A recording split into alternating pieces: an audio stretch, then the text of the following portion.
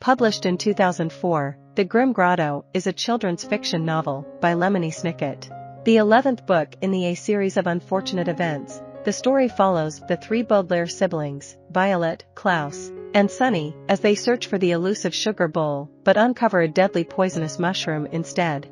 A series of unfortunate events is a literary phenomenon that has been printed in 41 different languages and sold more than 65 million copies. Lemony Snicket is the pen name of American author Daniel Handler, who has also penned several novels and screenplays for adults. At the conclusion of A Slippery Slope, the series' 10th book, the Baudelaire siblings have escaped from Count Olaf in a toboggan after being separated from Queequeg.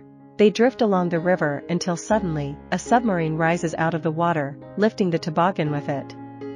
The hatch opens, and a voice asks the Baudelaires if they are friend or foe. Violet replies that they are friends, so the voice asks for the password. Taking a guess, Violet answers with the VFD motto, "The world is quiet here." The siblings are then welcomed aboard the submarine, named the Queequeg, by Captain Widdershins, his stepdaughter, Fiona, and Phil, whom the Baudelaires met in Lucky Smell's lumber mill. Phil now acts as the submarine's cook. Captain Widdershins reveals that they are looking for the lost sugar bowl, which is said to contain a secret that will save the world. With only a week before the big VFD meeting at the Hotel Denouement, it is imperative that they find it. Studying title charts, Klaus determines that the sugar bowl has likely been swept along the current and come to rest at a place called the Gregorian Grotto. Fiona, an expert mycologist, reveals that the Gregorian Grotto is home to the medusoid mycelium, a poisonous mushroom that releases deadly spores into the air in waxing and waning cycles.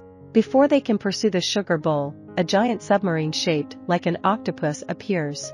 Through the window, the Baudelaires can see Count Olaf at the Octopus Sub's helm, so they shut off all power to the Queequeg, hoping the Octopus Sub will pass them unawares. Just when it seems the plan will fail, the octopus flees from something that only shows as a question mark on the radar. When questioned what the object is, Captain Widdershins will only reply that it is something even worse than Olaf himself. Over dinner, Fiona mentions that she has a missing brother named Fernald.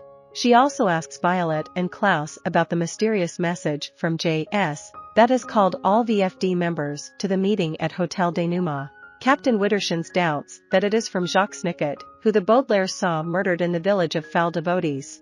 He also mentions Jacques' sister, Kit, and another Snicket sibling whom he does not name. When asked about the contents of the sugar bowl, Captain Widdershins stubbornly refuses to share anything.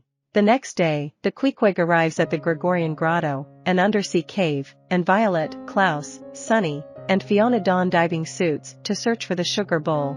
Once inside, they emerge into an area without water. Just as they arrive, the medusoid mycelium waxes, sending the children fleeing into the far corner where they have no choice but to sit and wait for the mushroom to wane again. They pass the time by investigating the books and other objects in the cave.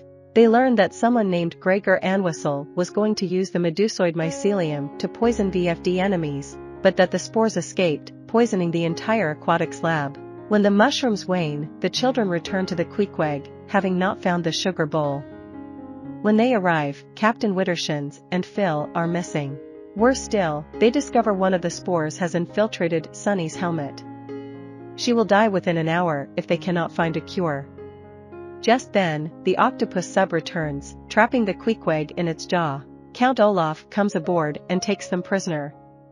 Inside the Octopus Sub, Count Olaf is using kidnapped children to power the sub by rowing to control the sub's octopus arms. Fiona shocks everyone when she sees the hook-handed man and addresses him as Fernald. The pair is overjoyed to see one another.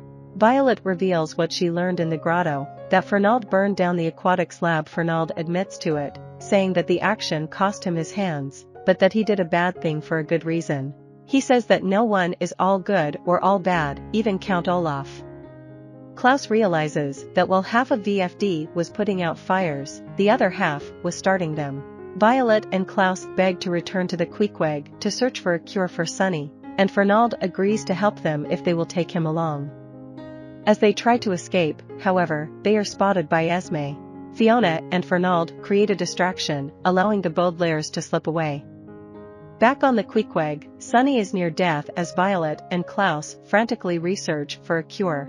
They learn that the poison can be stopped by horseradish, but there is none on board. Sunny guesses the word, wasabi. Violet and Klaus give her some wasabi, and she is saved. Count Olaf returns to the Queequeg and finds them. He takes the remaining spores, safely sealed in Sunny's diving helmet, to use in his nefarious deeds. Fiona will not leave Fernald, but she helps the Baudelaires to flee to the escape pods.